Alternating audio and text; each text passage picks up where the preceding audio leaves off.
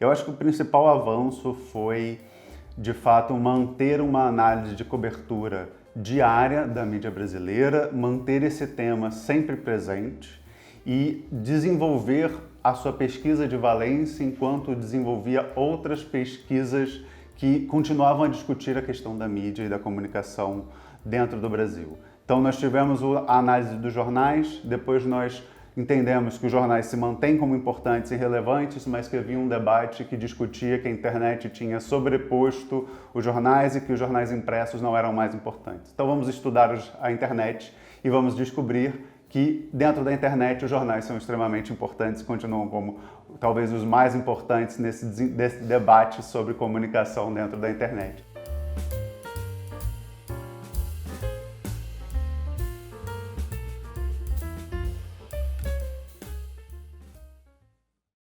Eu era aluno da graduação da Unirio e o João estava dando aulas lá na Unirio, na época da transição entre o PERJ e IESP, e o João abriu uma pesquisa sobre as eleições de 2010.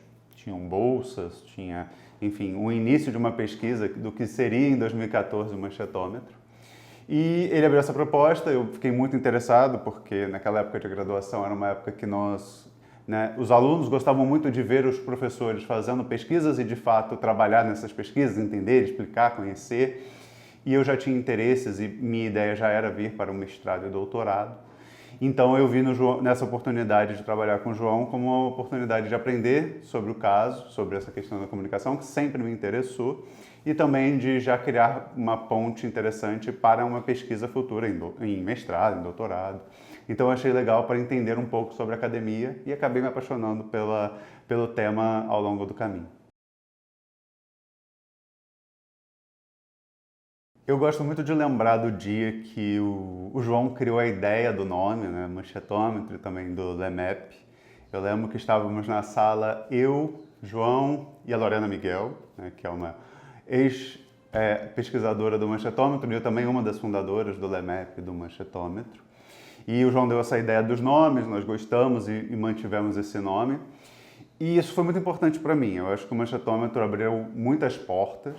Eu tive a oportunidade de trabalhar no meu mestrado com questões relacionadas a jornais. Era uma análise sobre a cobertura das favelas, que eu trabalhei uma lógica um pouco parecida com a análise de valências, a cobertura das favelas do Rio de Janeiro. E depois, no doutorado, eu fiz um trabalho sobre liberdade de expressão, teoria democrática, que tem tudo a ver com a nossa parte teórica de trabalho sobre a importância da mídia e da comunicação no Brasil.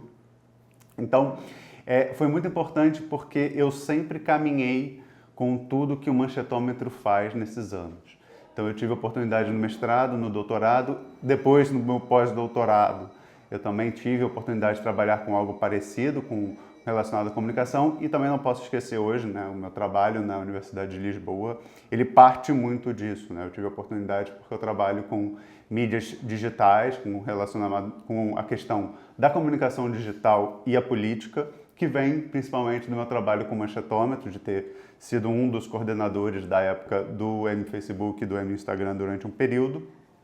E então eu tive essa oportunidade. Então acho que o manchetômetro tem tudo a ver com onde eu estou hoje, com o meu processo de crescimento acadêmico.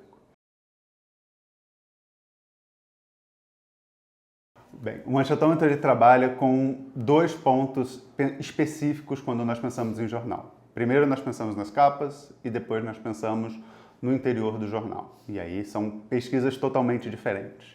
Na capa, nós pensamos na lógica principal, que é a ideia e o conceito de capa como um espaço de sedução, de atração, de conexão com aquele leitor que vai passar na frente da banca de jornal, vai olhar a capa e vai se atrair, se conectar com aquela manchete ou aquela chamada.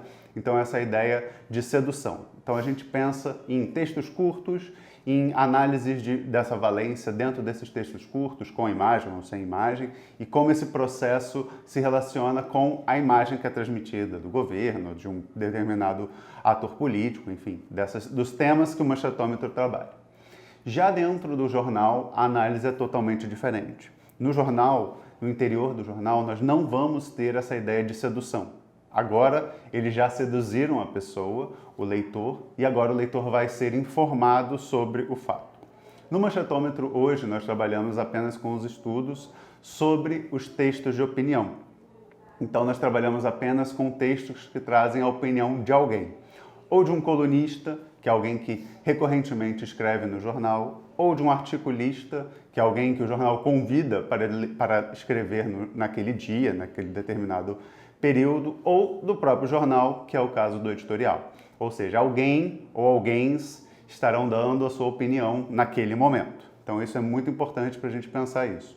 E aí ali nós pensamos, e o Manchetômetro trabalha nesse primeiro aspecto com isso, com entender quem são as pessoas e quais são as opiniões que são associadas à opinião do jornal, ao editorial. Então nós analisamos os textos que vão acompanhar os editoriais dos jornais e aí nós trabalhamos apenas os textos de opinião neste caso. Então a ideia é entender qual é a opinião do jornal, Então o editorial transmite isso e os colunistas e articulistas que estão ao redor também, porque são pessoas que o jornal entende como importantes o suficiente para acompanhar a opinião que o jornal tem sobre diversos temas daquele dia em específico. A análise de valência, ela é o início da nossa proposta de análise de valência, aqui eu estou falando de 2014, talvez até de 2010, 2011, antes do Manchetômetro. Era uma pesquisa que tentava beber um pouco de todas as ideias que o Doxa tinha trazido nos anos anteriores, com o Marcos Figueiredo, com algumas pesquisas junto da Alessandra Aldé, mas são pesquisas que são bem diferentes do que nós fazemos hoje e foram apenas sugestões, Foram ideias que nós pegamos para construir a nossa metodologia a partir daí. Então o Doxa foi muito importante nesse primeiro momento como uma fonte de inspiração, mas o que o Manchetômetro faz é totalmente diferente do que o Doxa fazia à época. A análise de valência ela vai pensar sobre o sentimento, Eu gosto muito do termo em inglês que se utiliza sobre esse conceito, porque eu acho que ele explica melhor do que a ideia de análise de valência, que em inglês significa sentimental analysis, ou, se a gente traduzir ao pé da letra, análise de sentimento. E análise de valência nada mais é do que isso. O sentimento que aquele jornal, o sentimento que aquele texto está transmitindo sobre aquele personagem, sobre aquele ator, enfim, sobre aquele tema em específico.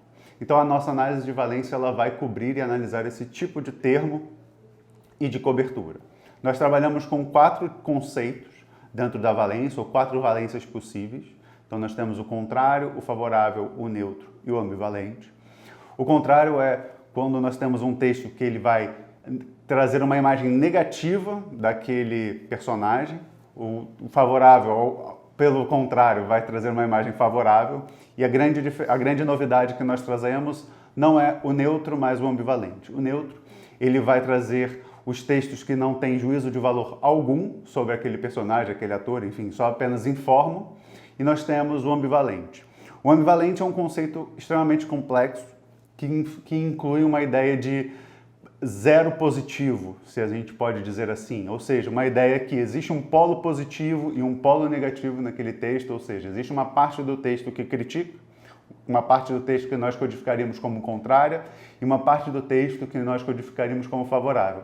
E quando nós juntamos, elas se anulam, mas elas continuam com uma lógica de valência. Existiu uma valência ali em algum momento e esse texto é um ambivalente. Diferente do neutro, que o neutro não teve valência em momento algum, ou seja, não há o juízo de valor. Então essa é a principal diferença e essa é a novidade que o Manchetômetro trouxe com essa nossa análise de valência própria que nós começamos a desenvolver em 2014 e até hoje nós fazemos esse tipo de análise.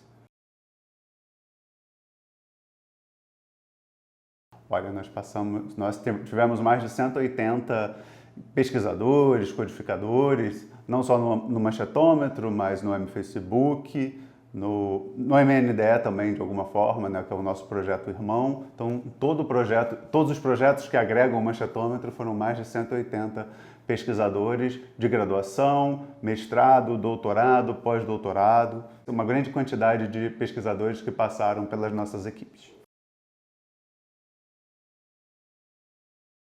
Eu acho que o principal avanço foi, de fato, manter uma análise de cobertura diária da mídia brasileira, manter esse tema sempre presente e desenvolver a sua pesquisa de valência enquanto desenvolvia outras pesquisas que continuavam a discutir a questão da mídia e da comunicação dentro do Brasil. Então nós tivemos a análise dos jornais, depois nós entendemos que os jornais se mantêm como importantes e relevantes, mas que havia um debate que discutia que a internet tinha sobreposto os jornais e que os jornais impressos não eram mais importantes. Então vamos estudar a internet e vamos descobrir que dentro da internet os jornais são extremamente importantes e continuam como talvez os mais importantes nesse debate sobre comunicação dentro da internet.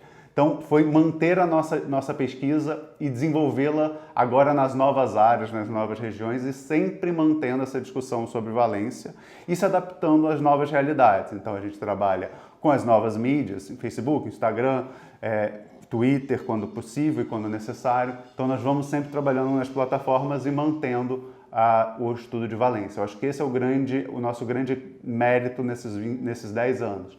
Nos mantermos dentro de um debate muito importante, mantermos uma pesquisa por 10 anos, que é algo muito importante, e uma pesquisa relevante, uma pesquisa que tem seu impacto na sociedade brasileira desde o início até hoje.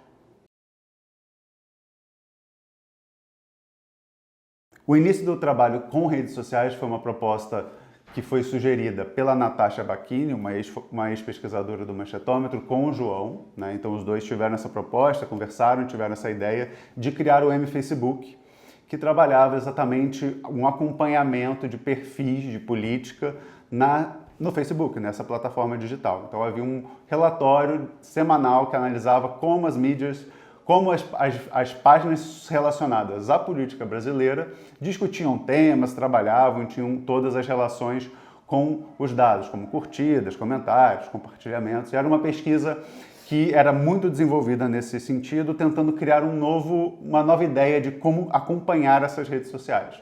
Ou seja, o que a gente podia ter, o que era tema, o que não era tema, o que os textos traziam. Então era uma pesquisa extremamente profunda. Em algum momento a Natasha acabou se formando no IESP e acabou indo para a USP e acabou tendo que deixar o projeto.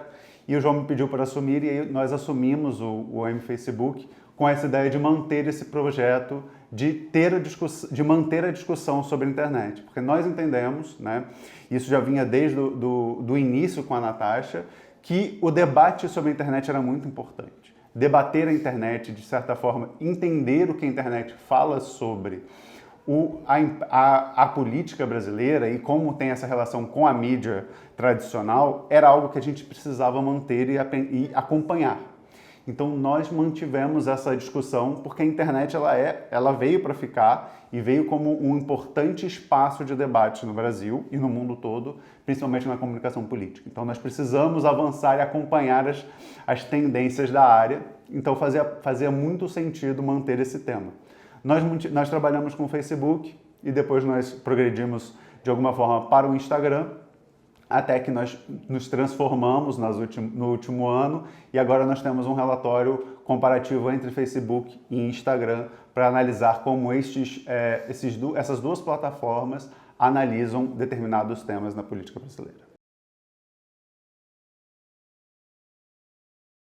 Eu acho que, como eu falei no início, a minha tese ela tem tudo a ver com o Manchetômetro, porque a minha tese foi uma tentativa de conectar os meus interesses com o meu trabalho e encontrar um denominador comum que envolvesse a empiria que o Manchetômetro me trazia com a teoria que eu gostava de trabalhar. Então, de alguma forma, a minha tese ela tem tudo a ver com esse debate, porque eu queria entender como a gente pode pensar a regulação de liberdade de expressão, a regulação dos meios de comunicação, né? Esse debate que nós temos dentro da teoria política e da teoria democrática, dentro de uma discussão que no Brasil ela é pouco desenvolvida, porque há um desinteresse, né, da mídia brasileira em discutir de fato a regulação, mesmo que a teoria, né, se nós formos aos teóricos brasileiros têm um grande desenvolvimento sobre o tema. Então nós temos um grande debate teórico sobre regulação, mas não temos um debate empírico, um debate que associe a mídia, que associe esses debates e de fato resulte em alguma questão mais específica. Então a minha tese ela vem um pouco nessa esteira de discutir como nós podemos pensar a regulação nesse momento e nesse desenvolvimento brasileiro.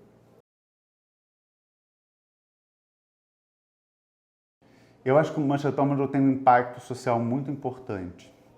Eu acho que nós temos algumas pesquisas muito interessantes ao longo desses 10 anos.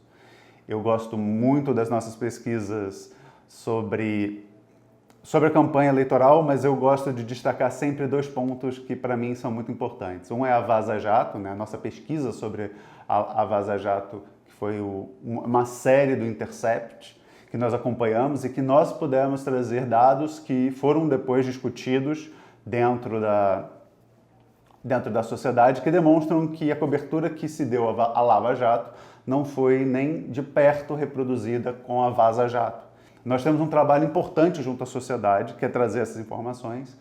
E o outro é um aspecto do nosso podcast, que eu particularmente sou um grande fã, entusiasta do nosso projeto do podcast desde o início.